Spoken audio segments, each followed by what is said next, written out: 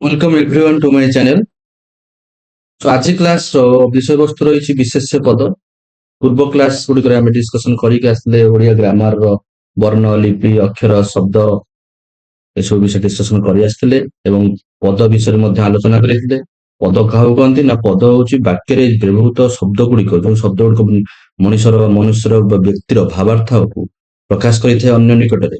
ସେଇ ପ୍ରତି ଶବ୍ଦକୁ ଯେଉଁ ଗୁଡିକ ବାକ୍ୟରେ ବ୍ୟବହୃତ ହୋଇଥାଏ ତାହାକୁ ଆମେ ପଦ କହିଥାଉ। ଓକେ, ପଦ କେତେ ପ୍ରକାର ନା ପଦ 5 ପ୍ରକାରର, ଯଥା ବିଶେଷ୍ୟ, ବିଶେଷଣ, ସର୍ବନାମ, ଅବୟ ଏବଂ କ୍ରିୟାପଦ। ସେଇ ପଦ ମାନଙ୍କ ମଧ୍ୟରୁ ଆଜି ଆମେ ପ୍ରଥମ ପଦ ବିଶେଷ୍ୟ ପଦ ବିଷୟରେ ଆଲୋଚନା କରିବା ଆଜି କ୍ଲାସରେ। ଓକେ, ସୋ ବିଶେଷ୍ୟ ପଦ ହଉଛି ଆମର କଣ ନା ଆମର 5 ପ୍ରକାରର, ଯଥା ନାମବାଚକ କିମ୍ବା ବ୍ୟକ୍ତିବାଚକ ବା ସଂଜ୍ଞାବାଚକ, ତାପରେ ଆମର ଜାତିବାଚକ, ବସ୍ତୁବାଚକ, ଗୁଣ ବା ଅବସ୍ଥାବାଚକ ଏବଂ କ୍ରିୟାବାଚକ ବିଶେଷ। ବିଶେଷ୍ୟ ପଦ କହିଲେ ଆମେ କଣ ବୁଝୁ? ବିଶେଷ୍ୟ ପଦ ହେଉଛି ବାକ୍ୟରେ ବ୍ୟବହୃତ ଯେଉଁ ଶବ୍ଦ ସେ ଆମର କୌଣସି ପ୍ରାଣୀ ହଉ କିମ୍ବା ଅପ୍ରାଣୀ ହଉ, ସଜୀବ ହଉ ବା ନିର୍ଜୀବ ହଉ, ତାହାର ଜାତି, ଗୁଣ, ଅବସ୍ଥା ଏବଂ କାର୍ଯ୍ୟାଦିକୁ ବୁଝାଇଥାଏ, କାର୍ଯ୍ୟାଦିର ନାମକୁ ବୁଝାଇଥାଏ, ତାହାକୁ ଆମେ ବିଶେଷ୍ୟ ପଦ କୁହାଯାଏ। ଓକେ, ସୁତରାଂ କଣ କୁହାଗଲା ଏଠି ନା ବାକ୍ୟରେ ବ୍ୟବହୃତ ଯେଉଁ ପଦ କୌଣସି ପ୍ରକାର ସଂଜ୍ଞା, ସଂକେତ ହୋଇଥାଏ ବା ନାମକୁ ବୁଝାଇଥାଏ ତାହାକୁ ବିଶେଷ୍ୟ ପଦ କୁହାଯାଏ। ବୁଝିପାରିଲେ? ସଜୀବ ଏବଂ ନିର୍ଜୀବ ପ୍ରାଣୀ ବା କିମ୍ବା ଅପ୍ରାଣୀର ଜାତି, ଗୁଣ, ଅବସ୍ଥା ଓ କାର୍ଯ୍ୟର ନାମକୁ ବୁଝାଉଥିବା ପଦଟିକୁ ଆମେ ବିଶେଷ୍ୟ ପଦ କହିଥାନ୍ତି। ଏକ୍ସାମ୍ପଲ ମାଧ୍ୟମରେ ଆମେ ବୁଝିଥାଉ। ଯେପରି ଏଠି ଆମେ ଦେଇଛି କଣ, ମହାନଦୀ ଓଡ଼ିଶାର ଗଙ୍ଗା, ଫୁଲକୁଣ୍ଡରେ ମାଟି ବାଲି ଖତ ମିଶାଅ, ଗଛ କାଟିବା ମଣିଷ ପାଇଁ କାଳ ହେଲା, ବସିବା ଠାରୁ କାଶିବା ଭଲ, ଦୟା, କ୍ଷମା, କରୁଣା, ତ୍ୟାଗ ଓ ମୈତ୍ରୀ ମଣିଷର ପ୍ରକୃତ ଲକ୍ଷଣ। ଇଏ ଆମର ମହାନଦୀ, ଗଙ୍ଗା, ଓଡ଼ିଶା, ଇଏ ସବୁ ଇଏ ଗୋଟେ ନଦୀର ନାମ, ଇଏ ମଧ୍ୟ ଗୋଟେ ନଦୀର ନାମ, ଓଡ଼ିଶା ଗୋଟେ ରାଜ୍ୟର ନାମ। ଇଏ ସବୁ ଗୋଟେ ବିଶେଷ୍ୟ ପଦ। ଫୁଲ କୁଣ୍ଡରେ, ଫୁଲ କୁଣ୍ଡ, ମାଟି, ବାଲି, ଖତ, ଇଏ ସବୁ ଗୋଟେ ଗୋଟେ ବସ୍ତୁ ପଦାର୍ଥର ନାମ। ଗଛ, ମଣିଷ, ବସିବା ଠାରୁ କାଶିବା ଭଲ, ବସିବା କାଶିବା, ଏସବୁ ଗୋଟେ କାର୍ଯ୍ୟର ନାମ। ଓକେ, ଦୟା, କ୍ଷମା, କରୁଣା, ତ୍ୟାଗ, ମୈତ୍ରୀ, ଏ ସବୁ ଗୁଣ କିମ୍ବା ଅବସ୍ଥାର ନାମ। ତେଣୁକରି ଏଇ ସବୁ ଆମର ବିଶେଷ୍ୟ ପଦର ଅନ୍ତର୍ଭୁକ୍ତ। ମାତ୍ର ଏଇମାନଙ୍କୁ ଏଇ ଯୋଉ ମହାନଦୀ, ଓଡ଼ିଶା, ଗଙ୍ଗା, ଫୁଲକୁଣ୍ଡ, ମାଟି, ଗଛ, ମଣିଷ, ବସିବା, ଦୟା, କ୍ଷମା, ଏମାନଙ୍କୁ କେଉଁ କେଉଁ ବିଶେଷ୍ୟ ପଦରେ ଅନ୍ତର୍ଭୁକ୍ତ କରାଯିବ ତାହା ଆମେ ଡିସ୍କସନ କରିବା।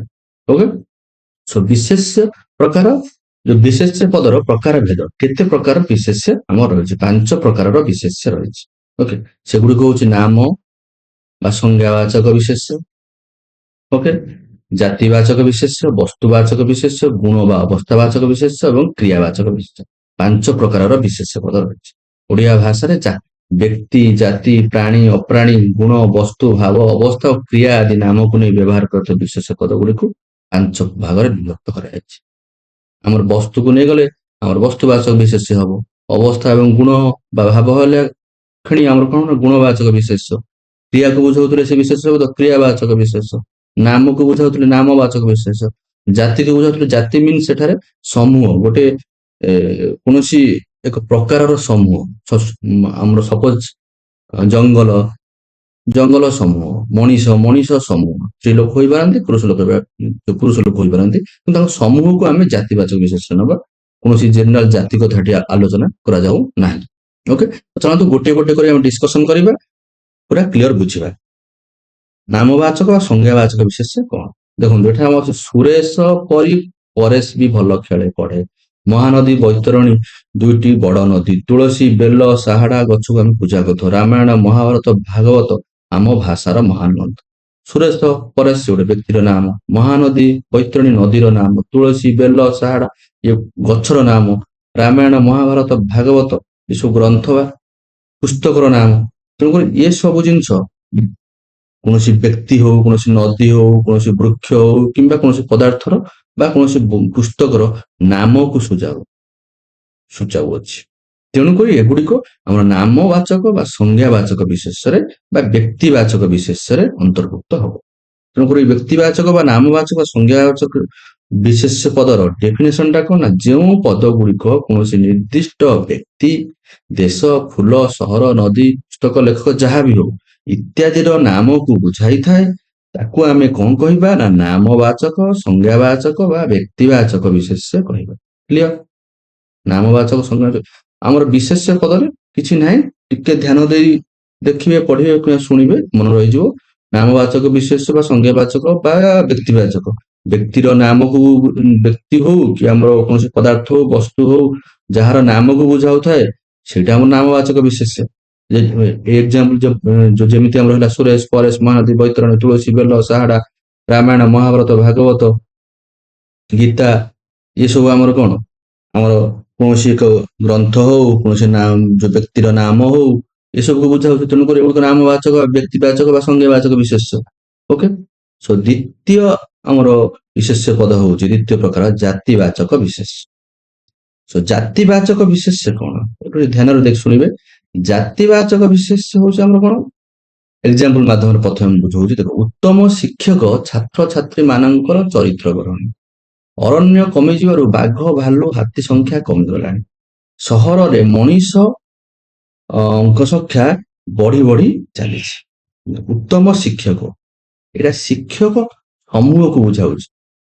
କୌଣସି ଶିକ୍ଷକଙ୍କର Arun sir, Ramesh sir, Ramesh sir ହୁଅନ୍ତୁ, ଅରୁଣ ସାର୍ ହୁଅନ୍ତୁ, ସେମାନଙ୍କ ନାମ ଏଠି ପ୍ରକାଶ କରାଯାଏନି। ଉତ୍ତମ ଶିକ୍ଷକ ହିଁ ଏଇ ଛାତ୍ରଛାତ୍ରୀ ମାନଙ୍କର ଚରିତ୍ର ଗଢନ୍ତି। ଏ ଯୋଉ ଛାତ୍ରଛାତ୍ରୀ କୌଣସି ଛାତ୍ର ହରି, ରାମ, ଶ୍ୟାମ କୌଣସି ପର୍ଟିକୁଲାର ନିର୍ଦ୍ଦିଷ୍ଟ ଛାତ୍ର କିମ୍ବା ଛାତ୍ରୀଙ୍କୁ ବୁଝାଉନାହିଁ। ଛାତ୍ରଛାତ୍ରୀ ସମୂହ ହୁଅନ୍ତୁ କିମ୍ବା ଶିକ୍ଷକ ସମୂହଙ୍କୁ, ଶିକ୍ଷକଙ୍କ ଉତ୍ତମ ଶିକ୍ଷକ ମାନେ ଶିକ୍ଷକଙ୍କ ସହିତ ଆମର ପୁରୁଷ ଶିକ୍ଷକ ହୁଅନ୍ତୁ କି ନାରୀ ଶିକ୍ଷକ ହୁଅନ୍ତୁ, ସେମାନଙ୍କ ସମୂହକୁ ବୁଝାଉଛି। ତେଣୁକରି ଯେତେବେଳେ ସମୂହକୁ ବୁଝାଉଥିବ କୌଣସି ଏକ ପଦ, କୌଣସି ଏକ ବିଶେଷ ପଦ ଏକ ସମୂହ, ଏକ ମଣିଷ ଜାତିର ସମୂହକୁ ବୁଝାଉଥାଏ, ସେତେବେଳେ ତାହାକୁ ଆମେ ଜାତିବାଚକ ବିଶେଷ୍ୟ କହିଥାଉ। ଯେପରି ଆମର ଅରଣ୍ୟ କମିଯିବାରୁ ବାଘ, ଭାଲୁ, ହାତୀଙ୍କ ସଂଖ୍ୟା କମିଗଲାଣି। ସହରରେ ମଣିଷଙ୍କ ସଂଖ୍ୟା ବଢି ଚାଲିଛି। ଏ ଅରଣ୍ୟ, ଭାରତରେ ବହୁତ ଅରଣ୍ୟ ଅଛି, କୌଣସି ଅରଣ୍ୟ ଅଭୟାରଣ୍ୟର ନାମ ଏଠି ଆମର ଲେଖାଯାଇନି। ଶିମିଳିପାଳ ହୋଇପାରେ, ଗିରି ଅଭୟାରଣ୍ୟ ବି ହୋଇପାରେ, କୌଣସି ଅରଣ୍ୟର ନାମ ଏଠି ପରିପ୍ରକାଶ କରାଯାଇନି, କେବଳ ଅରଣ୍ୟ ଲେଖାଯାଇଛି। ତେଣୁ ଅରଣ୍ୟରେ ଆମର ଅରଣ୍ୟ ସମୂହକୁ ବୁଝାଉଛି। ବାଘ, ଭାଲୁ ଏବଂ ହାତୀଙ୍କ ସଂଖ୍ୟା କମିଗଲାଣି। ଏଠାରେ ବାଘ, ଆମର ନନ୍ଦନକାନନରେ ବିଭିନ୍ନ ପ୍ରକାର ବାଘଙ୍କର ନାମ ଦିଆଯାଉଛି, ଭାଲୁଙ୍କର ନାମ ଦିଆଯାଉଛି ଏବଂ ହାତୀଙ୍କର ବି ନାମ ଦିଆଯାଉଛି। ଜଙ୍ଗଲରେ ମଧ୍ୟ ପର୍ଟିକୁଲାର ବାଘ, କଲରାପତରିଆ ବାଘ କି ଚିତା ବାଘ କି ହେଟା ବାଘ କି କୌଣସି କଥା ଆମର ଏଠି ପର୍ଟିକୁଲାର କୁହାଯାଇନି। ତେଣୁ ବାଘ ଏଠାରେ ମଧ୍ୟ ବାଘ ସମଷ୍ଟିକୁ ବୁଝାଉଛି। ଭାଲୁ ସମୂହକୁ ବୁଝାଉଛି। ହାତୀ ମାନଙ୍କ ସମୂହକୁ ବୁଝାଉଛି। ଦନ୍ତା ହାତୀ କି ଶିଶୁ ହାତୀ, ମାଇ ହାତୀ କି ପୁରୁଷ ହାତୀ, ଏହା କାହାକୁ ବୁଝାଉନି, କେବଳ ବୁଝାଉଛି ହାତୀ ସମୂହ। ସହର ବହୁତ ସହର ଅଛି। ମଣିଷ ବୋଲେ ପୁରୁଷ ହୋଇପାରନ୍ତି, ସ୍ତ୍ରୀ ଲୋକ ବି ହୋଇପାରନ୍ତି। ତେଣୁ ଏଇ ସବୁ ଶବ୍ଦ ଗୁଡିକ ବା ଏଇ ସବୁ ପଦ ଗୁଡିକ ଯେତେବେଳେ ଏକ ସମୂହକୁ ବୁଝାଉଛି, ଏକ ସମଷ୍ଟିକୁ ବୁଝାଉଛି, ସେତେବେଳେ ସେଗୁଡିକୁ ଆମେ ଜାତିବାଚକ ଶବ୍ଦ ରୂପେ ପରିଗଣିତ କରିବୁ। ଏଠାରେ ମଧ୍ୟ ଦିଆଯାଇଛି ଶିକ୍ଷକ ଏକ ନିର୍ଦ୍ଦିଷ୍ଟ ବୃତ୍ତିର ମଣିଷ ଜାତିର ନାମକୁ ବୁଝାଉଛି। ଜଣେ ଶିକ୍ଷକଙ୍କୁ ବୁଝାଉନାହିଁ, ଏହା ସମୂହକୁ ବୁଝାଉଛି। ତେଣୁକରି ଏହା ହଉଛି ଜାତିବାଚକ ବିଶେଷ। ଛାତ୍ରଛାତ୍ରୀ ନିର୍ଦ୍ଦିଷ୍ଟ ପ୍ରକାର ମଣିଷ ଜାତିର ନାମକୁ ବୁଝାଉଛି। ମାନେ ଜାତି ମିନ୍ସ ଛାତ୍ରଛାତ୍ରୀ ମାନେ ଯୋଉମାନେ ପାଠ ପଢିବାକୁ ଆସନ୍ତି ବା ପଢୁଛନ୍ତି, ସେମାନଙ୍କର ସମୂହକୁ ବୁଝାଉଛି। ସେଇଭଳି ଅରଣ୍ୟ କହିକି ଆସିଲି, କୌଣସି ନିର୍ଦ୍ଦିଷ୍ଟ ଅରଣ୍ୟକୁ ନ ବୁଝାଇ ଅରଣ୍ୟ ସମୂହକୁ ବା ସବୁ ପ୍ରକାର ଅନ୍ୟ ଜାତିକୁ ବୁଝାଉଛି। ବାଘ, ଭାଲୁ, ହାତୀ ଏକ ନିର୍ଦ୍ଦିଷ୍ଟ ନାମର ଆମର ପଶୁ ନାମକୁ ବୁଝାଉଛି, ନିର୍ଦ୍ଦିଷ୍ଟ ଜାତିର ପଶୁ ନାମକୁ ବୁଝାଉଛି। କିନ୍ତୁ ପର୍ଟିକୁଲାର କେଉଁ ବାଘ ବହୁତ ଅଛନ୍ତି, କେଉଁ ବାଘ ସେଟାକୁ ଆମର ଦର୍ଶାଉନାହିଁ। ଏକ ଆମର ବାଘ ଜାତିର ପଶୁକୁ ବୁଝାଉଛି କି ଭାଲୁ ଜାତିର ପଶୁକୁ ବୁଝାଉଛି। ତେଣୁକରି ଏସବୁ ଆମର କଣ ନା ଜାତିବାଚକ ବିଶେଷ୍ୟ। ମଣିଷ କହିଲେ ମଣିଷ ଜାତିର ଯେକୌଣସି ମଣିଷ ବୁଝାଇବ। ସୁତରାଂ ଶିକ୍ଷକ, ଛାତ୍ରଛାତ୍ରୀ, ଅରଣ୍ୟ, ବାଘ, ଭାଲୁ, ହାତୀ, ସହର, ମଣିଷ ଗୋଟେ ନିର୍ଦ୍ଦିଷ୍ଟ ବର୍ଗର ବା ଜାତିର ନାମ। ତେଣୁକରି ଏଗୁଡିକୁ ଆମେ କଣ କହିବା ନା ଜାତିବାଚକ ବିଶେଷ। ତ ଜାତିବାଚକ ଡେଫିନେସନଟା କଣ ନା ବାକ୍ୟରେ ଯେଉଁ ବିଶେଷ ପଦ କୌଣସି ନିର୍ଦ୍ଦିଷ୍ଟ ଜାତିର ନାମକୁ ବୁଝାଇଥାଏ ତାହାକୁ ଜାତିବାଚକ ବିଶେଷ୍ୟ କୁହାଯିବ। କ୍ଲିୟର? ନିର୍ଦ୍ଦିଷ୍ଟ ଜାତିର ନାମକୁ ବୁଝାଉଥିବ। ଆମର କୌଣସି ବାକ୍ୟରେ କୋଶ୍ଚିନ୍ ପ୍ରାୟ ସମୟରେ ଆସେ ଯେତେବେଳେ ଆମର ବ୍ୟକ୍ତିବାଚକ ଜାତିବାଚକ ମିଶି କରିଥାନ୍ତି ଗୋଟେ ବାକ୍ୟରେ, ସେ ତାକୁ ସୂଚାଏ। ଟିକେ କନଫ୍ୟୁଜ କରେ, ମାତ୍ର ଯଦି ଆପଣ ମାନେ ଦୃଷ୍ଟି ଦେବେ, ଠିକ ଭାବରେ ଶୁଣିବେ, ତାହେଲେ ବୁଝିପାରିବେ ସେଟା କଣ। ଓକେ, ବ୍ୟକ୍ତିବାଚକ, ସଂଜ୍ଞାବାଚକ ବା ନାମବାଚକ ବିଶେଷ ଏବଂ ଜାତିବାଚକ ବିଶେଷ ମଧ୍ୟରେ ପାର୍ଥକ୍ୟଟା କଣ? ଦେଖନ୍ତୁ ଏକ୍ସାମ୍ପଲ ଦିଆଯାଇଛି। ତ ଏଇ ତିନୋଟି ଏକ୍ସାମ୍ପଲ। ତ ପୋଇ ଛେଳି ଜଗୁଥିଲେ, ଘରମଣି ଛେଳିଟି ତାର, ନଦୀ ମଧ୍ୟରେ ଗଙ୍ଗା ପବିତ୍ର, ଓଡିଆ ଏକ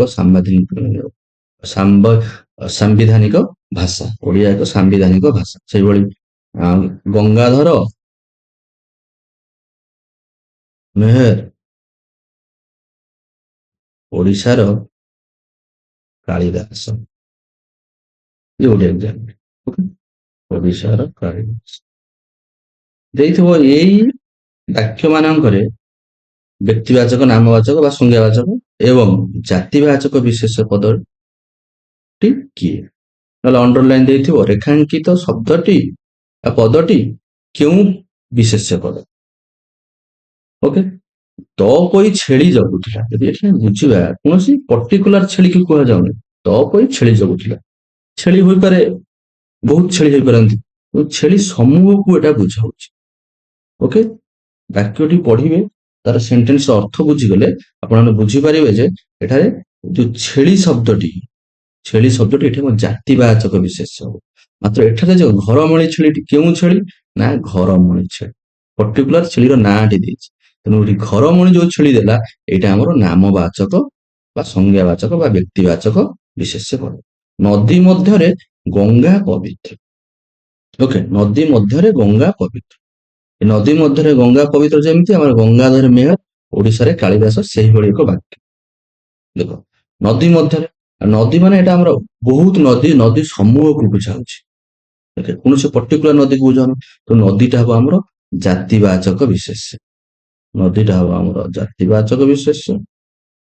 ଗଙ୍ଗା ପର୍ଟିକୁଲାର ଏକ ନିର୍ଦ୍ଦିଷ୍ଟ ଗଙ୍ଗା ନଦୀକୁ ବୁଝାଉଛି। ଗଙ୍ଗା ହବ ନାମବାଚକ ବା ବ୍ୟକ୍ତିବାଚକ ବିଶେଷ। ଓଡିଆ ଏକ ସାମ୍ବିଧାନିକ ଭାଷା, ଓଡିଆ ଏକ ନିର୍ଦ୍ଦିଷ୍ଟ ଭାଷାକୁ ବୁଝାଉଛି। ତେଣୁକରି ଓଡିଆ ହବ ସଂଜ୍ଞାବାଚକ ବିଶେଷ ବା ବ୍ୟକ୍ତିବାଚକ ବିଶେଷ ବା ନାମବାଚକ ବିଶେଷ। ଭାଷାଟି, ଭାଷା ସମୂହକୁ, ସେଥିରେ ଓଡିଆ, ଇଂରାଜୀ, ହିନ୍ଦୀ, ତେଲୁଗୁ, ଉର୍ଦ୍ଦୁ, ତାମିଲ ଏସବୁ ଭାଷା ଯାଇପାରେ। ଭାଷା ସମୂହ ବା ଭାଷାର ସମଷ୍ଟିକୁ ବୁଝାଉଥିବାରୁ ଏହା ହବ ଆମର ଜାତିବାଚକ ବିଶେଷ। ଓକେ, ଜାତିବାଚକ ବିଶେଷ। ତେଣୁ ଏଠି ଦେଇଛି ବାକ୍ୟ ତୁମେ ଛେଳି, ନଦୀ, ଭାଷା ଗୋଟେ ସମୂହ ଅର୍ଥର ଜାତି ପାଇଁ ବ୍ୟବହୃତ। ତେଣୁକରି ଏହା ହଉଛି ଛେଳି, ନଦୀ, ଭାଷା ଆମର ହଉଛନ୍ତି କଣ? ଜାତିବାଚକ ବିଶେଷ। ମାତ୍ର ଘରମଣି ଛେଳିର ନାମ, ନଦୀର ନାମ ହଉଛି ଗଙ୍ଗା, ଭାଷାର ନାମ ଦେଇଛି ଆମର ଏଠି ଓଡିଆ।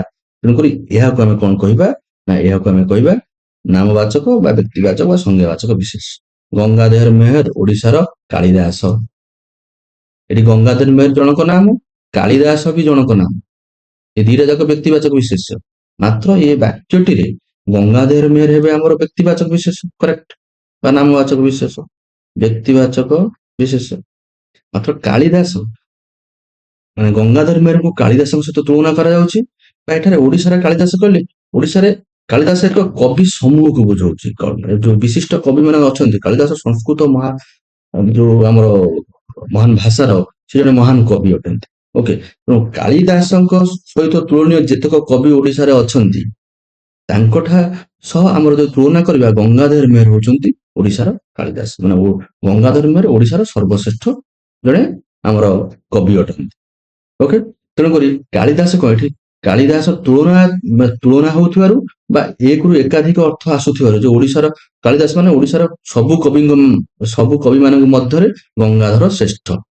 ତେଣୁକରି ଏଠି ଅଧିକ, ମାନେ ଏକରୁ ଅଧିକ ଅର୍ଥ ଆସୁଛି, ତାହା ସହିତ ଆମର ତୁଳନା କରାଯାଉଛି। ତେଣୁକରି ଗଙ୍ଗାଧର ମେହେର ହେବେ, ଯିଏ ତୁଳନା ହଉଥିବେ ସିଏ ହେବେ ବ୍ୟକ୍ତିବାଚକ ବା ନାମବାଚକ ବା ସଂଜ୍ଞାବାଚକ ବିଶେଷ, ଯାହାର ତୁଳନା ହଉଥିବେ। ଯାହା ସହିତ ତୁଳନା କରାଯାଉଥିବ ସେଟା ହବ ଆମର ଜାତିବାଚକ ବିଶେଷ। ଏଠାରେ ଆମର କାଳିଦାସ ଶବ୍ଦ ସହିତ ତୁଳନା କରାଯାଉଛି, ଏବଂ କାଳିଦାସ ହଉଛନ୍ତି ଆମର କଣ? ନା ଜାତିବାଚକ।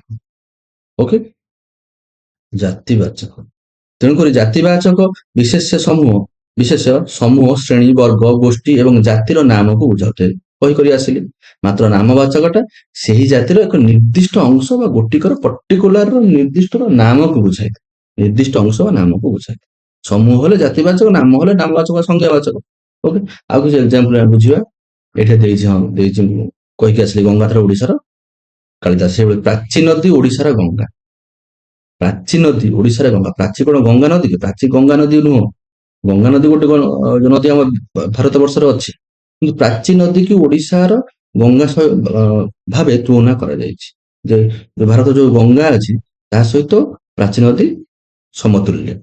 ଓକେ, ଓଡ଼ିଶାର ଯୋଉ ମୁଁ କହିଥିଲି ଏକ ବା ଏକାଧିକ ଯୋଉଠି ଅର୍ଥ ଆସୁଥିବ, ଏଠାରେ ଓଡ଼ିଶାର ଗଙ୍ଗା ମାନେ କଣ? ଓଡ଼ିଶାରେ ଯେତେକ ନଦୀ ଅଛନ୍ତି, ମାନେ ଏକରୁ ଏକାଧିକ ନଦୀ ଅଛନ୍ତି, ତା ମଧ୍ୟରୁ ପ୍ରାଚୀ ନଦୀ ଶ୍ରେଷ୍ଠ। ଗଙ୍ଗା କହିଲେ କଣ? ଏଠି ତୁଳନା ହଉଛି ଗଙ୍ଗା ଯେପରି ପବିତ୍ର, ସେଭଳି ପ୍ରାଚୀ ନଦୀ ସେଭଳି ପବିତ୍ର। ତେଣୁକରି ଏଠାରେ କଣ ହବ ନା, ପ୍ରାଚୀ ନଦୀ କୁ ଗଙ୍ଗା ସହିତ ତୁଳନା କରାଯାଉଛି। ପ୍ରାଚୀ ନଦୀ ଆମର ପ୍ରାଚୀ ହବ କଣ ନା ବ୍ୟକ୍ତି, ଆମର ଯୋଉ ସଂଜ୍ଞାବାଚକ ବିଶେଷ ବା ବ୍ୟକ୍ତିବାଚକ ନାମବାଚକ ସଂଜ୍ଞାବାଚକ ବିଶେଷ ପଦ। ଗଙ୍ଗା ହବ ଜାତିବାଚକ ବିଶେଷ ପଦ। ଏ ଗଙ୍ଗାଧର ଓଡ଼ିଶାର କାଳିଦାସ ଯେପରି ଆମ ରାଧାନାଥ ଆମ ସାହିତ୍ୟର ୱାର୍ଡସୱାର୍ଥ। ସେଇଭଳି ୱାର୍ଡସୱାର୍ଥ ହଉଛନ୍ତି ଇଂଲିଶ ସାହିତ୍ୟର ଏକ ପ୍ରସିଦ୍ଧ ସାହିତ୍ୟିକ। ଓକେ, ତ ରାଧାନାଥଙ୍କୁ ତାଙ୍କ ସହିତ ଯୋଉ ତୁଳନା କରାଯାଇଛି। ଏବଂ ଆମ ସାହିତ୍ୟ, ଆମର ଓଡ଼ିଆ ସାହିତ୍ୟ ଭାଷାରେ ବହୁତ ଲେଖକ ଅଛନ୍ତି, ବହୁତ ସାହିତ୍ୟିକ ଅଛନ୍ତି। ତ ସେମାନଙ୍କ ମଧ୍ୟରୁ ୱାର୍ଡସୱାର୍ଥ ଭଳିଆ କିଏ ନା ରାଧାନାଥ। ତେଣୁକୁ ରାଧାନାଥ ପର୍ଟିକୁଲାର ଏକ ବ୍ୟକ୍ତିଙ୍କୁ ବୁଝାଉଛି। ତେଣୁକରି ଏଇଟା ହେଲା ନାମବାଚକ ବା ବ୍ୟକ୍ତିବାଚକ ବିଶେଷ। ୱାର୍ଡସୱାର୍ଥ ଯିଏ, ସିଏ କଣ ମାନେ ଆମର ତୁଳନାତ୍ମକ ଭାବରେ ୱାର୍ଡସୱାର୍ଥ ନାମ ସହିତ ରାଧାନାଥକୁ ତୁଳନା କରାଯାଇଛି। ତେଣୁକରି ୱାର୍ଡସୱାର୍ଥ ହବ ଆମର କଣ ନା ଜାତିବାଚକ ବିଶେଷ। ଯାହା ସହ ତୁଳନା କରାଯିବ ସେଇଟା ହବ ଜାତିବାଚକ ବିଶେଷ। ଯାହାକୁ ତୁଳନା କରାଯାଇଛି, ରାଧାନାଥକୁ ତୁଳନା କରାଯାଇଛି, ରାଧାନାଥ ହେଲେ ଆମର କଣ ନା ନାମବାଚକ, ଜାତିବାଚକ ବା ସଂଜ୍ଞାବାଚକ ବିଶେଷ। ତେଣୁ ଏଠି ଦେଇଛି କାଳିଦାସ ଗଙ୍ଗା ବର୍ଷ। ଏହା ତିନୋଟି ନିର୍ଦ୍ଦିଷ୍ଟ ନାମ, ସଂଜ୍ଞା ନୁହେଁ। ପ୍ରଥମେ କହିବା ଇଏ ଗୋଟେ ନାମ, ଇଏ ଗୋଟେ ନାମ, ଇଏ ଗୋଟେ ନାମ, ସଂଜ୍ଞା ନୁହେଁ। କିନ୍ତୁ ଏଠି ନାମବାଚକ ବିଶେଷ ଭାବରେ ବ୍ୟବହୃତ ହୋଇନାହାନ୍ତି। ଓକେ, କାଳିଦାସ ୱାର୍ଡସୱାର୍ଥ ଲେଖକୀୟ ଗୁଣ ଅନ୍ୟ ଲେଖକଙ୍କ ସହିତ ବା ସମୂହ ସହିତ ମିଶି ଯାଉଛି। ତାମାନେ ଏକ ବା ଏକାଧିକ ଲେଖକଙ୍କ ଗୁଣ ସହିତ ମିଶୁଛି। ସେହିପରି ଗଙ୍ଗାର ଗୁଣ ଧର୍ମ, ପ୍ରାଚୀ ବା ପ୍ରାଚୀ ପରି ଅନେକ ନଈଗୁଡ଼ିକ ସହିତ ମିଶି ଯାଉଛି। ଏହିପରି ଭାବରେ ପ୍ରାଣୀ ଅପ୍ରାଣୀ ହୋଇ କୌଣସି ନିର୍ଦ୍ଦିଷ୍ଟ ନାମବାଚକ ପଦରେ ସମୂହବାଚକ ପଦ ଭଳି ଅର୍ଥ ପ୍ରଦାନ କଲେ ତାହା ସମୂହ ସୂଚକ ଜାତିବାଚକ ବିଶେଷ ପଦରେ ପରିଗଣିତ ହୁଏ। ତେଣୁକରି କାଳିଦାସ, ଗଙ୍ଗା, ୱାର୍ଡସୱାର୍ଥ ହଉଛନ୍ତି ଆମର ଜାତିବାଚକ ବିଶେଷ। କ୍ଲିୟର? ତେଣୁକରି ଜାତିବାଚକ ବିଶେଷ ପଦ ସମୂହ, ଶ୍ରେଣୀ, ବର୍ଗ, ଗୋଷ୍ଠୀ ବା ସମଷ୍ଟି ବୋଧର ଜାତିକୁ ବୁଝାଇଥାଏ। ଆଉ ନାମବାଚକ, ସଂଜ୍ଞାବାଚକ ବା ବ୍ୟକ୍ତିବାଚକ ବିଶେଷ ସେହି ଜାତିର ଏକ ନିର୍ଦ୍ଦିଷ୍ଟ ଅଂଶର ନାମକୁ ବୁଝାଏ, ବା ଗୋଟିକର ନାମକୁ ବୁଝାଏ। କ୍ଲିୟର?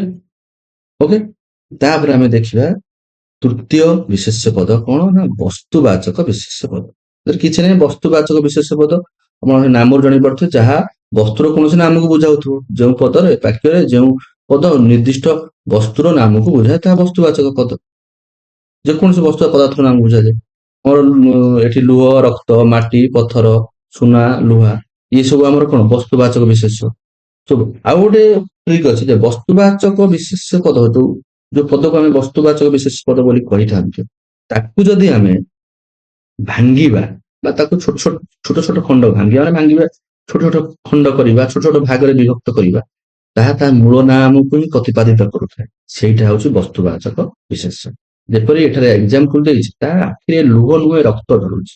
ଏ ଲୁହକୁ ଆମେ ଯଦି କମ କମ କରିକି ବିଭିନ୍ନ ଭାଗରେ ବିଭକ୍ତ କରିବା, ସେ ଲୁହକୁ ହିଁ ଆମେ ଲୁହ କହିବା। ରକ୍ତକୁ ଯଦି ଆମେ ଗୋଟେ ବଡ ବୋତଲରେ ରକ୍ତ ଅଛି, ତାକୁ ଯଦି ଆମେ ଛୋଟ ଛୋଟ ଡବାକୁ ବି ନବା, ସେ ରକ୍ତକୁ ହିଁ ଆମେ ରକ୍ତ କହିବା।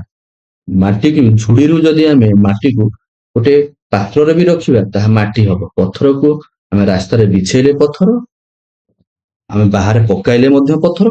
ସେ ପଥରର ନାମ କେବେ ପରିବର୍ତ୍ତନ ହବନି। ସୁନା ହଉ, ଲୁହା ହଉ, ତାଙ୍କୁ ଯଦି ଭାଙ୍ଗି ଖଣ୍ଡ ଖଣ୍ଡ କରିବା, ତାର ସେ ମୂଳ ନାମ ହିଁ ରହିବ, ସୁନା, ଲୁହା ହିଁ ରହିବ। ତେଣୁକରି ସେଗୁଡିକ ହଉଛି ଆମର କଣ ନା ବସ୍ତୁବାଚକ ବିଶେଷ। ଲୁହ, ରକ୍ତ, ଏଟା ଦେଇଛି ଲୁହ, ରକ୍ତ, ମାଟି, ପଥର, ସୁନା, ଲୁହା, ଏହା ଗୋଟେ ଗୋଟେ ବସ୍ତୁ, ଯାହା କହିକି ଆସିଲେ ଏବେ ଯେ ଯେତେ ଭାଗ କଲେ ବି ଏଗୁଡିକର ମୂଳ ରୂପରେ ପରିବର୍ତ୍ତନ ହବ ନାହିଁ ବା ଅବିକଳ। ତେଣୁ ମୌଳିକ ଧର୍ମରେ ପରିବର୍ତ୍ତନ ଘଟୁନଥିବାରୁ ଏଇ ଯୋଉ ଲୁହ, ରକ୍ତ, ମାଟି, ପଥର, ସୁନା, ଲୁହା ଯାହା ବି ଅଛି, ତେଣୁକରି ଏ ଯୋଉ ବିଶେଷ୍ୟ ପଦ ଗୁଡିକୁ ଆମେ କଣ କହିଥାନ୍ତି ନା ବସ୍ତୁବାଚକ ବିଶେଷ୍ୟ ପଦ କହିଥାନ୍ତି। ବେଳେ ବେଳେ ବସ୍ତୁବାଚକ ବିଶେଷ୍ୟ ଜାତିବାଚକ ବିଶେଷ୍ୟ ରୂପରେ ମଧ୍ୟ ବ୍ୟବହୃତ ହୋଇଥାଏ। ତା ଭିତରେ ଟିକେ ଫରକ ଅଛି, ଫରକଟା ସେ ଯୋଉ ପାର୍ଥକ୍ୟଟାକୁ ଆଲୋଚନା କରିବା। ଓକେ, ଦେଖନ୍ତୁ ଆମର ବସ୍ତୁବାଚକ ବିଶେଷ ମୁଁ କହିକି ଆସିଲି, ଲୁହା ହଉ, ରୂପା ହଉ, ପଥର, ମାଟି, କାଠ ଏସବୁ ବସ୍ତୁବାଚକ ବିଶେଷ। ପୁଣି ଏଗୁଡିକୁ ଯଦି ଆମେ ଖଣ୍ଡ ଖଣ୍ଡ କରିବା, ସେଇ ଲୁହା, କାଠ କିମ୍ବା ରୂପା, ପଥର ଯାହା ବି ସୁନା ଯାହା ବି ଥିବ ସେୟା କହିବା। କିନ୍ତୁ ଯେତେବେଳେ ସେ ଚୌକିରେ ବସିଛି କହିଲେ ଆମର କଣ ଚୌକିଟା ହେଇଯିବ ଆମର ଜାତିବାଚକ ବିଶେଷ। କୋଉ ଚୌକି? କାଠ ଚୌକି, ଆରାମ ଚୌକି, ଲୁହା ଚୌକି, ପ୍ଲାଷ୍ଟିକ ଚୌକି, କୋଉ ଚୌକି ଆମର ଦର୍ଶାଉନାହିଁ। ଯେତେବେଳେ ଆମେ କାଠ ଚୌକି କହିବା, ସେ ଚୌକିଟି ହବ ଆମର ଜାତିବାଚକ ବିଶେଷ, ମାତ୍ର କାଠଟି ହବ କଣ ନା ବସ୍ତୁବାଚକ ବିଶେଷ। କାରଣ କାଠକୁ ଆମେ ଭାଙ୍ଗିଲେ ସେ କାଠ ହବ, କିନ୍ତୁ ଚୌକିଟି ଯୋଉ କାଠରେ ନିର୍ମିତ ଚୌକିଟି ଯଦି ଆମେ ଭାଙ୍ଗିଦବା, ତାକୁ ଖଣ୍ଡ ଖଣ୍ଡ କରିବା, ତାକୁ ଆମେ ଆଉ ଚୌକି କହିପାରିବା? ତାକୁ ଆମେ କାଠ ହିଁ କହିବା। ଲୁହା ଚୌକି ଯେମିତି ଅଛି, ଲୁହାର ଚୌକିଟାକୁ ଯଦି ଆମେ ତାକୁ ଭାଙ୍ଗିଦବା, ବାଡେଇ ବଙ୍କା କରିଦବା କି ଭାଙ୍ଗିଦବା, ଖଣ୍ଡ ଖଣ୍ଡ କରିଦବା, ସିଏ ଆଉ ଚୌକିରେ ଗଣାଯିବନି, ସେ ଲୁହାରେ ଗଣାଯିବ। ତେଣୁକରି ଏଠାରେ ହେଇଯିବ ଲୁହା ହେଇଯିବ କଣ ଆମର କଣ ଲୁହା ହେଇଯିବ ବସ୍ତୁବାଚକ ବିଶେଷ୍ୟ, ଚୌକି ହବ ଜାତିବାଚକ ବିଶେଷ। ଏଇଟା ମନେ ରଖିବେ। ସେପଟେ ଏଠି ଯେମିତି ଲୁହା ବିଷୟରେ କହିଲେ, ଲୁହା କବାଟ, ସେ କବାଟ ଲୁହା କବାଟ, କଂସା କବାଟ, କାଠ କବାଟ ହବ। ତେଣୁ ଲୁହା, କଂସା, କାଠ, ପିତ୍ତଳ ଏସବୁ ହବ ଆମର ବସ୍ତୁବାଚକ ବିଶେଷ୍ୟ।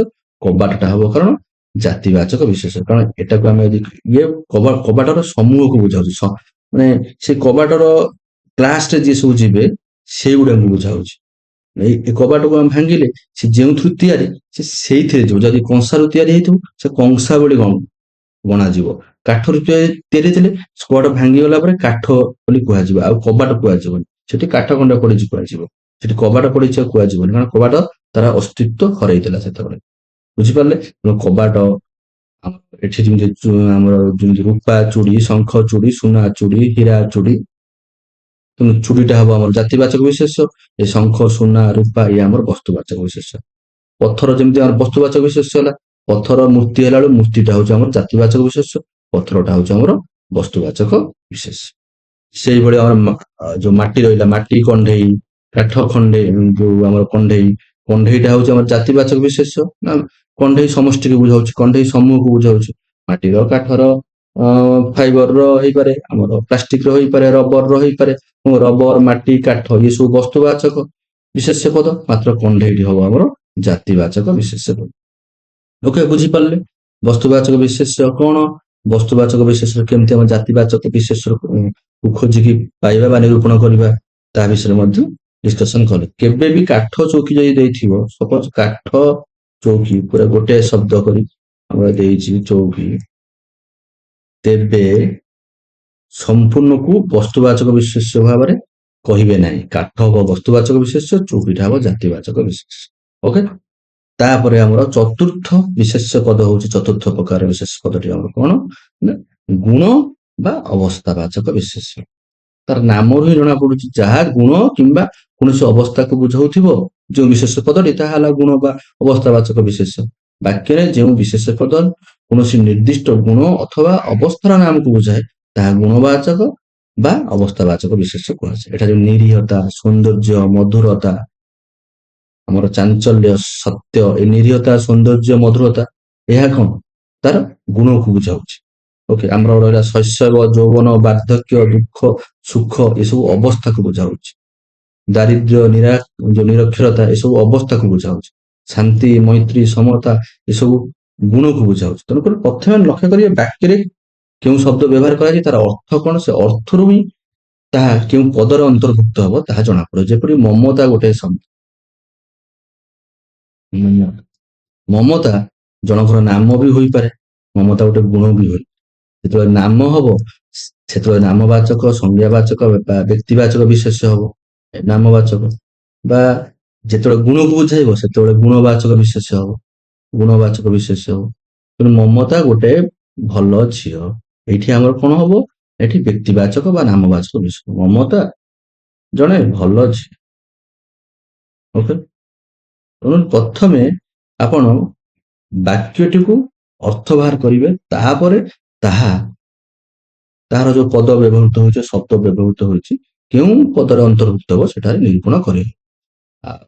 ମାର ମମତା ମହାନ, ମାର ମମତା ମହାନ ବା ମାର ମମତା ସହିତ କିଏ ଭେଟୁଅନି, ମାର ମମତା ମହାନ। ଏଇ ଯୋଉ ମମତାଟି ହଉଛି ଏଟାର ମାର ଏକ ଗୁଣକୁ ବୁଝାଉଛି, ମାର ଏକ ଗୁଣକୁ ବୁଝାଉଛି। ତେଣୁକରି ଏହା ଗୁଣ ବା ଅବସ୍ଥାକୁ ବୁଝାଏ। ଏଠି ମମତା ଜଣେ ଭଲ ଝିଅ ହେଲେ ମମତା ଜଣେ ଗୋଟେ ନାମକୁ ବୁଝାଉଛି, ଜଣେ ବ୍ୟକ୍ତିର ନାମକୁ ବୁଝାଉଛି, ନାମବାଚକ ବା ବ୍ୟକ୍ତିବାଚକ ବିଶେଷ୍ୟ ପଦ। ଓକେ। ମଣିଷ କପଟ ଠାରୁ ନିରୀହତା, ମୟୂର ଠାରୁ ସୌନ୍ଦର୍ଯ୍ୟ, ଏସବୁ ଶିକ୍ଷା କରୁ। ସେସବୁ ଗୋଟେ ଗୋଟେ ଗୁଣକୁ ବୁଝାଏ, ନିରୀହତା, ସୌନ୍ଦର୍ଯ୍ୟ। ତେଣୁକରି ସେସବୁ ହଉଛି ଆମର ଗୁଣବାଚକ ବିଶେଷ୍ୟ। ଯେପରି ଜୀବନରେ ଶୈଶବ, ଯୌବନ, ବାର୍ଦ୍ଧକ୍ୟ ଆସେ, ଏସବୁ ସହିତ ଦୁଃଖ ପରେ ସୁଖ ବି ଲାଗି ରହିଥାଏ। ଏସବୁ ଗୋଟେ ଶୈଶବ, ଯୌବନ, ବାର୍ଦ୍ଧକ୍ୟ, ଦୁଃଖ, ସୁଖ, ଏସବୁ ଗୋଟେ ମଣିଷର ଗୋଟେ ଅବସ୍ଥାକୁ ବୁଝାଉଛି। ତେଣୁକରି ଏହା ଅବସ୍ଥାବାଚକ ବିଶେଷ୍ୟ। ଓକେ। ତ ଆମେ ଦେଖିବା ଶେଷ ବିଶେଷ୍ୟ ପଦଟି କଣ ନା କ୍ରିୟାବାଚକ ବିଶେଷ୍ୟ। ତେଣୁକରି ଯେଉଁ ପଦଟି କୌଣସି କାର୍ଯ୍ୟ ବା କ୍ରିୟାର ନାମକୁ ସୂଚାଏ ତାହା ହଉଛି କ୍ରିୟାବାଚକ।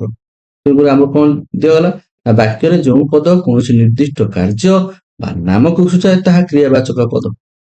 ଆମେ ପଢିକି ଆସିଥିଲେ ପୂର୍ବ କ୍ଲାସରେ ଯେ କ୍ରିୟାପଦର ମୂଳ ପ୍ରକୃତି ହଉଛି ଧାତୁ। ତେଣୁ ଧାତୁରୁ ଏହା ଧାତୁ ହଉଥିବାରୁ ଏହାକୁ ମଧ୍ୟ କୁହାଯାଏ କ୍ରିୟାଜ ବିଶେଷ୍ୟ ପଦ।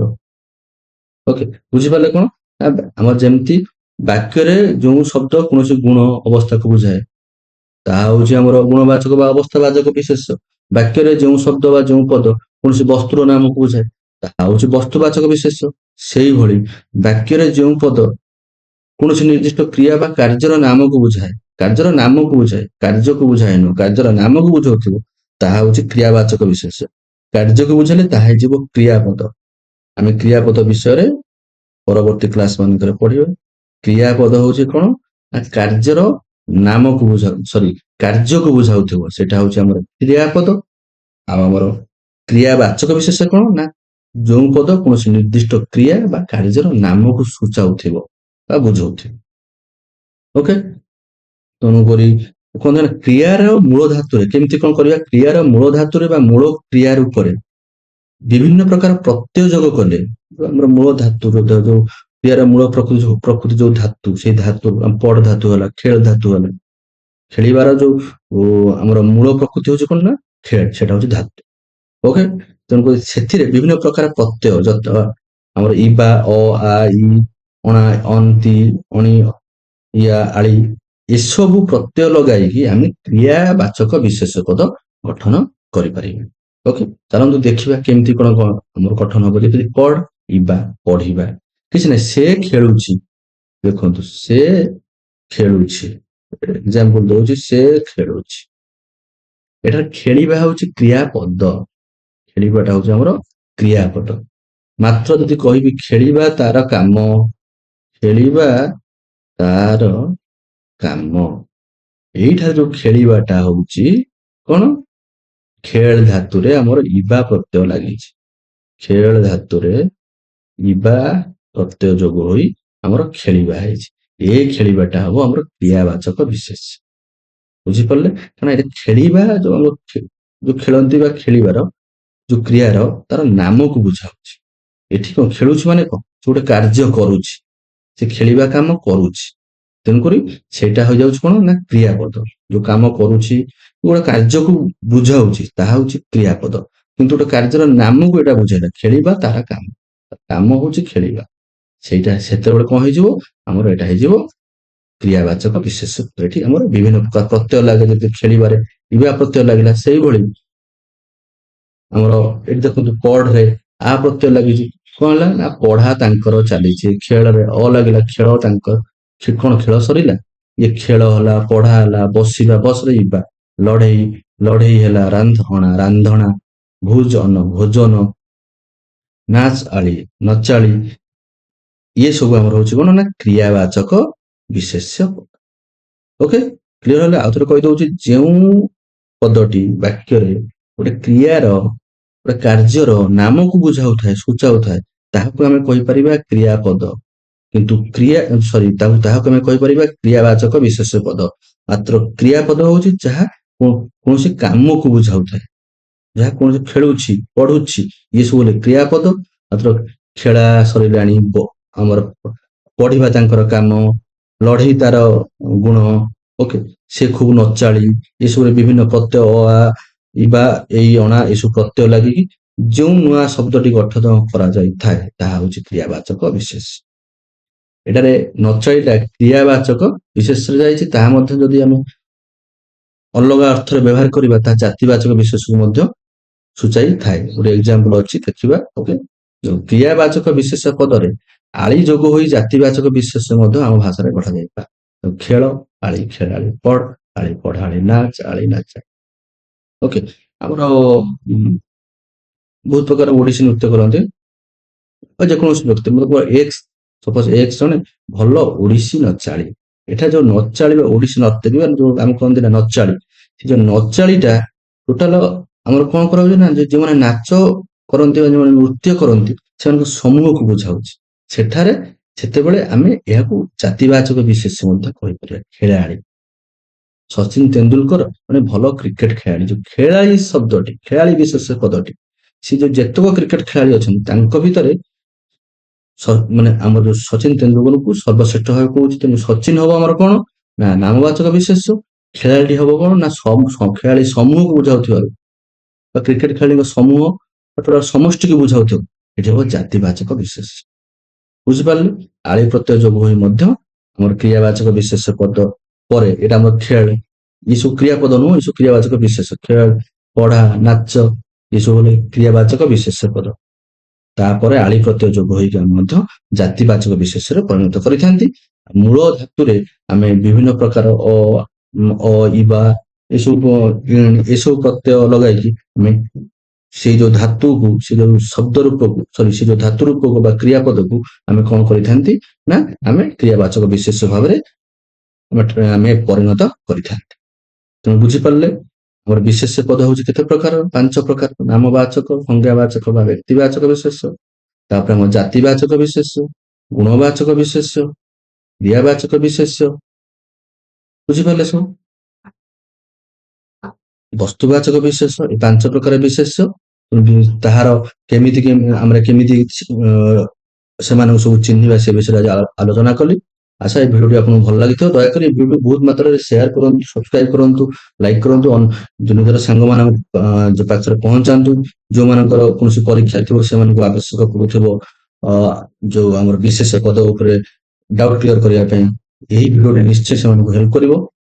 ତେଣୁକରି ଆପଣମାନଙ୍କୁ ବହୁତ ବହୁତ ଧନ୍ୟବାଦ ମୋ ଭିଡିଓଟି ଦେଖୁଥିବାରୁ। Please do share, like and subscribe my channel.